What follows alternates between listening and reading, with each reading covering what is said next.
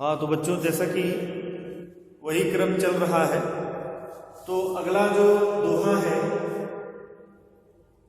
चरण चोंच लोचन रंगो चलो बराली जाल, छीर नीर विवरण समय बक उभरत तई काल। तो यहाँ कितनों ही बनावटी वेशभूषा कर लिया जाए, वह वास्तविकता अवश्य कभी न कभी सामने आ सकती है।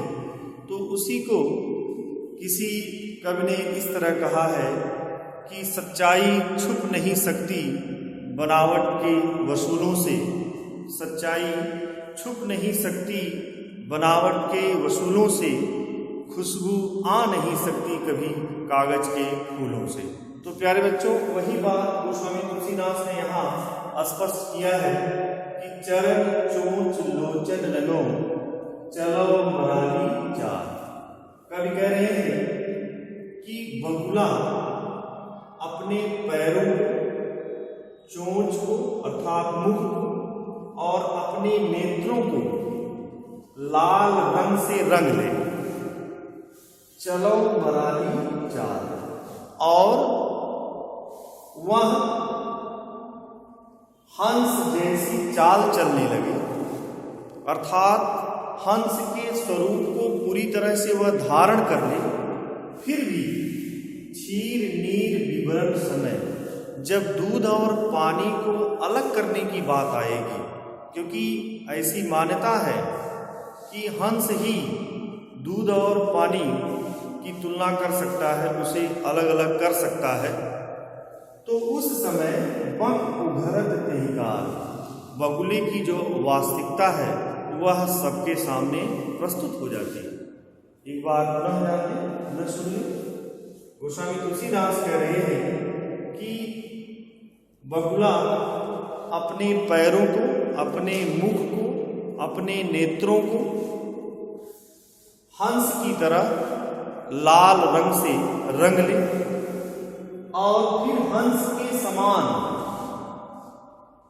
चाल चलने लगे, अर्थात उसके स्वरूप को धारण कर ले पूरी तरह से, उसके स्वरूप को पूरी तरह से प्राप्त कर ले। लेकिन जब दूध और पानी को अलग करने का समय आएगा, तो उस समय जो बगुले की वास्तविकता है वह अपने आप सामने आ जाती है।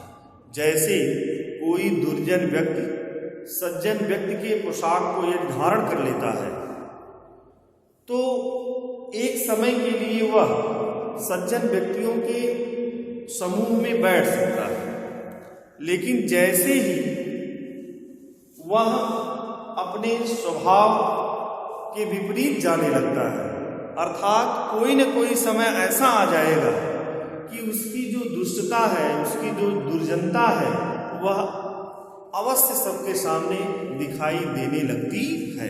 तो सज्जनता के नकली वेशभूषा को या स्वभाव को धारण करने से कभी भी दुर्जन व्यक्ति सज्जन नहीं हो सकता। पांचवा है, आप कह सब भलो अपने कह कोई कोई, तुलसी सब कह जो भलो सुजन सराही सोई। गोस्वामी तुलसीदास कह रहे हैं कि संसार में कुछ ऐसे लोग पाए जाते हैं जो केवल स्वयं की भलाई के बारे में सोचते हैं, स्वयं की अच्छाई के बारे में सोचते हैं। लेकिन संसार में कुछ ऐसे लोग होते हैं जो अपने प्रिय लोगों की भलाई के बारे में सोचते हैं, केवल अपने प्रिय लोगों के बारे में ही सोचते हैं। लेकिन संसार में कुछ ऐसे भी लोग होते हैं, गोस्वामी तुलसीदास यहाँ कह रहे हैं कि संसार में कुछ ऐसे लोग भी होते हैं जो संसार के समस्त लोगों की भलाई के लिए, उनके परोपकार के लिए, उनकी अच्छाई के लिए सोचते हैं। और जो लोग संसार के समस्त प्राणियों की भलाई के बारे में सोचते हैं, उनकी अच्छाई के बारे में सोचते हैं, ऐसे व्यक्तियों की प्रशंसा संसार के सुजन यानी सज्जन व्यक्तियों द्वारा की जाती है। एक बार पुनः सुन लें। गोस्वामी तुलसीदास कह रहे हैं कि संसार में कुछ ऐसे लोग पाए जाते हैं जो केवल अपनी भलाई के बारे में सोचते हैं, अपनी अच्छाई के बारे में सोचते हैं। कुछ लोग ऐसे होते हैं जो अपने प्रिय लोगों के बारे में या की भलाई के बारे में सोचते हैं, उन्हीं की अच्छाई की बात हमेशा करते हैं, उन्हीं की परोपकार की बात में लगे रहते हैं। लेकिन संसार में कुछ ऐसे भी लोग होते हैं जो संसार के समस्त प्राणियों के बारे यानी कि भलाई के बारे में सोचते हैं।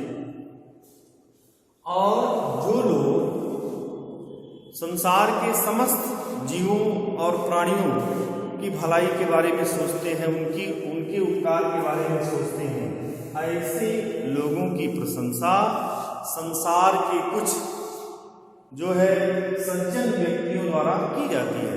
अर्थात इस तरह के व्यक्ति हमेशा हर जगह जनप्रिय होते हैं, लोकप्रिय होते हैं, जो संसार के समस्त लोगों की भलाई के बारे में सोचते हैं। तो प्यारे बच्चों, जैसा कि आपको पता है कि केवल अपनी ही भलाई के बारे में हमें नहीं सोचना चाहिए, दूसरों की भलाई के बारे में भी हमें सोचना चाहिए।